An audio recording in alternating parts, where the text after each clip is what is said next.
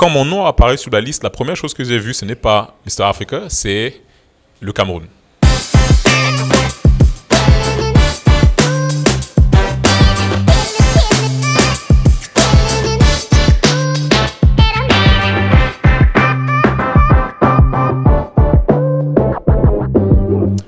Bonjour à tous et bienvenue à mon portrait. Mr. Africa, c'est un écrivain. C'est un écrivain qui a choisi d'écrire ou de réécrire les nouvelles pages de l'histoire africaine. Alors, Mr. Africa est parti d'abord d'un écrivain, donc c'est parti d'un blog. Et à la base, c'était Mr. parce que je m'appelle Jesse Hapindongo. Et donc, c'était Mr. Hapindongo Speaking to Africa. Donc, j'écrivais des textes qui s'adressaient à l'Afrique. Et donc, c'est ça qui fait Mr. Africa. Et donc, c'est comme ça que j'ai commencé à signer donc, des blogs. Et puis, de fil en aiguille, les gens commençaient à m'appeler Mr. Africa, qui allait un peu en droite ligne, en fait, avec la vision donc, de cet écrivain-là qui veut écrire les nouvelles pages de l'histoire africaine. Wow! Pour la petite histoire, justement, Mr. Africa est aussi conférencier. Et l'une des premières conférences que j'ai eu à donner en Afrique du Sud, c'était en 2013. C'était justement en présence du directeur de publication du magazine Forbes Africa. Et donc, on va dire quoi, 6 ans après, je me retrouve sur la liste Forbes Africa. Mais quand mon nom apparaît sur la liste, la première chose que j'ai vue, ce n'est pas Mr. Africa, c'est le Cameroun. C'est un Cameroun qui ose, c'est un Cameroun qui peut. La deuxième chose, c'est l'industrie événementielle dans laquelle j'exerce également. Et je me suis dit, si je suis sur cette liste, ce n'est pas seulement JC, ce n'est pas seulement Mr. Africa, ce n'est pas seulement le Cameroun, c'est une industrie. C'est une jeunesse qui peut, qui croit et qui ose. Donc, ça a été ce sentiment-là. Et puis, bon, naturellement, je ne vais pas dire un sentiment de fierté, oui, mais de fierté parce que demain, un petit frère, une petite sœur, mes petits-enfants sauront qu'à 27 ans, il s'est retrouvé sur une liste internationale. Et donc, moi aussi, je peux le faire à 26, à 25 ou à 21 ans, pourquoi pas. La réussite, selon moi, c'est s'endormir avec le sentiment du devoir accompli. Ça veut dire quoi? Ça veut dire et s'endormir de manière temporaire ou de manière permanente. Le devoir accompli, c'est de se lever le matin et savoir ce qu'on a à faire, tout simplement. On sait tous ce qu'on a à faire, mais posons-nous la question. Sur les 5 dernières choses que vous deviez faire, est-ce que vous avez tout fait? Sur les 10 dernières choses que vous devriez accomplir, est-ce que vous avez pris le temps de le faire? Ça peut partir de laver mes habits, appeler quelqu'un, envoyer un texte, terminer mon projet, en tout cas la rédaction de mon projet. Et je pense concrètement que la réussite, c'est ça. Parce que lorsqu'on réussit sa journée et qu'on s'endort, on réussit son lundi, son mardi, ça fait une semaine de réussite, ça fait un mois de réussite, ça fait une année de réussite, et après on a une vie accomplie. Donc moi je pense que le devoir, la réussite, c'est le sentiment du devoir accompli lorsqu'on s'endort. Donc c'est parti d'un livre qui est mon deuxième livre, un livre audio, Story of a Speaker, les 10 principes de l'art oratoire. Et donc, dans ce livre, je parle du fait que respirer, c'est être en vie, mais s'exprimer, c'est exister. Et donc, tout le monde doit pouvoir jouer un rôle dans notre environnement. C'est comme ça qu'est né Tous Bâtisseurs, parce que c'était vraiment une volonté d'amener tout le monde à jouer un rôle. Nous sommes tous une pièce du puzzle, jeunes, vieux, moins jeunes, tout le monde a un rôle à jouer. Et donc, à un moment, surtout dans un environnement où on critique plus qu'on ne propose, on analyse plus qu'on agit. Il y a une fois, on m'a posé la question dans une interview, qu'est-ce que je pense de tel fait de la société? J'ai dit, le pays n'a pas besoin de ce que je pense. Le pays a besoin de ce que je fais. Et donc, Tous Bâtisseurs, c'est ça. C'est la volonté d'amener les citoyens camerounais, africains et même du monde à tous jouer un rôle dans la solution. Corolone, c'est la volonté de faire partie d'une pièce du puzzle parce que on est confiné et je me suis posé la question, qu'est-ce que je peux faire? Je n'ai pas la fondation Smile Charity que j'ai fondée en 2013. On ne peut pas agir parce qu'on est confiné, on n'a pas de moyens. Easy Group, où je suis directeur général, on ne peut pas faire d'événements.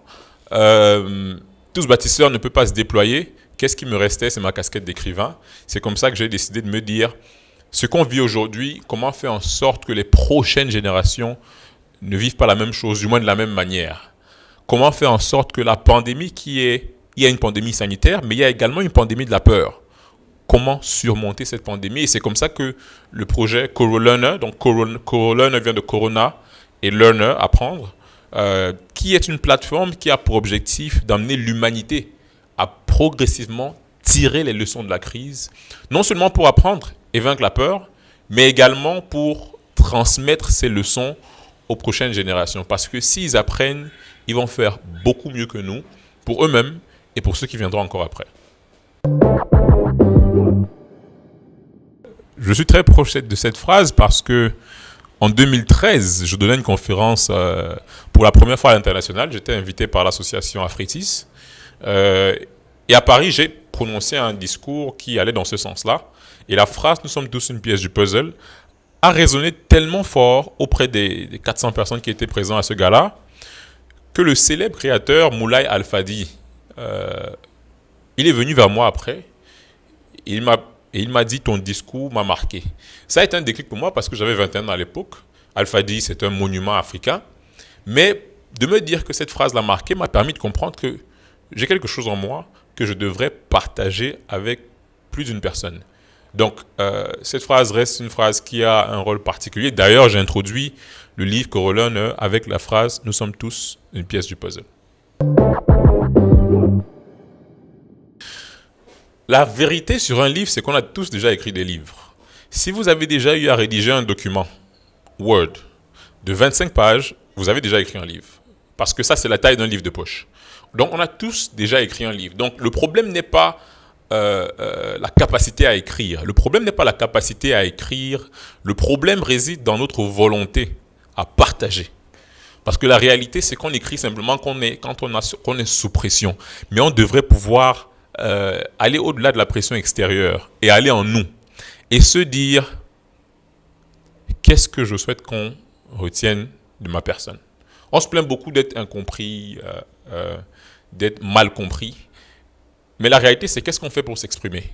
On peut parler, on peut agir, mais on peut aussi écrire. Parce que s'il y a bel et bien une chose qu'on va dire le bon Dieu nous a envoyé, c'est sa parole, à travers un document qui s'appelle la Bible. Donc ça veut dire que l'écriture est tout ce qu'il y a de beaucoup plus certain.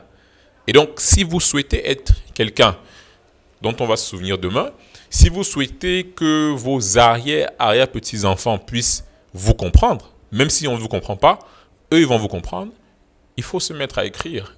Et il faut écrire tout simplement en voulant passer un message. Je pense que la vie de tout un chacun est un message. Quel est le message que vous voulez qu'on laisse de vous? Fally Ipupa. Il y a un son en particulier à flyer. La rumba, en tout cas la rumba, parce que ma femme me met déjà avec la rumba. Donc je crois que après le confinement, je vais faire un tour au Congo. Honnêtement, ma série du moment, c'est CoroLearner. Parce que au-delà du livre écrit, il y a ce qu'on appelle un tweet chat qu'on a lancé sur Twitter. Et donc, tous les mardis et vendredis, il y a une thématique. Donc, on regroupe des professionnels d'un secteur, finance, marketing, médias. Et donc, ces personnes échangent sur ce qu'elles ont appris et comment le secteur va être après la crise. Donc, honnêtement, In and Out, c'est ma série parce que non seulement j'organise, mais je me régale énormément de ce que les gens arrivent à partager. Ndolé, parce que dans le franc-anglais, on le dit, c'est Ndolé, ça veut dire que c'est bon. Donc, on ne dit jamais c'est jaune. C'est le Ndolé. Ndolé l'emporte. Ma playlist du moment, donc il y a Fally Ipupa à flyer. Il y a Loco, même chose.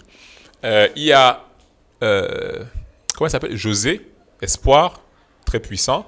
Il y a Espoir 2000. Et puis Youssoupha, Espérance de vie. Bon, en ce moment, je vais parler un peu de tout ce que je fais.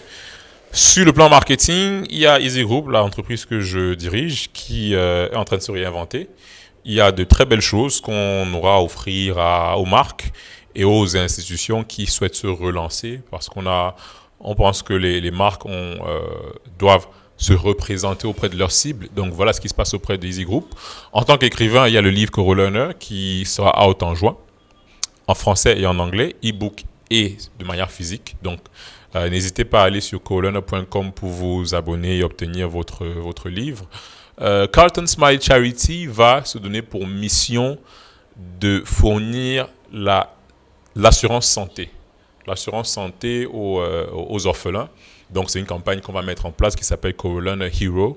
Et puis, finalement, Tous Bâtisseurs s'est donné pour mission de partager et d'éduquer les masses les plus exposées. Ben Skinner, sauveteurs, vendeurs à la sauvette, enfants sans domicile, pour qu'ils intègrent les nouvelles manières d'exister. Parce que le corona nous a simplement montré qu'on devrait faire beaucoup plus pour nous sur le plan, qu'on devrait faire beaucoup plus pour nous sur le plan de la santé. Et donc, c'est de cette manière qu'on va s'engager.